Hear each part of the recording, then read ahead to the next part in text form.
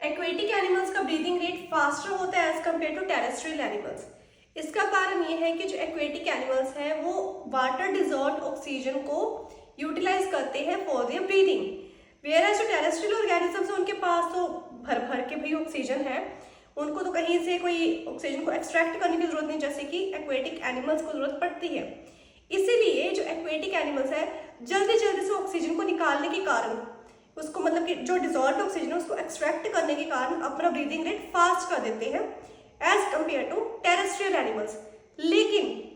Aquatic plants का भी यही कारण है कि उनको जो वाटर डिजॉल्व ऑक्सीजन चाहिए और वो उसको एक्सट्रैक्ट करने में टाइम लग रहा है, लेकिन इसका जो एक्वेटिक प्लांट्स हैं उनका ब्रीदिंग रेट स्लो होता है as compare to terrestrial plants. Aquatic animals का ब्रीदिंग रेट फास्ट होगा as compare to terrestrial plants और टेरेस्ट्रियल एनिमल्स, जबकि एक्वेटिक प्लांट्स का ब्रीदिंग रेट स्लो होगा as compare to terrestrial plants.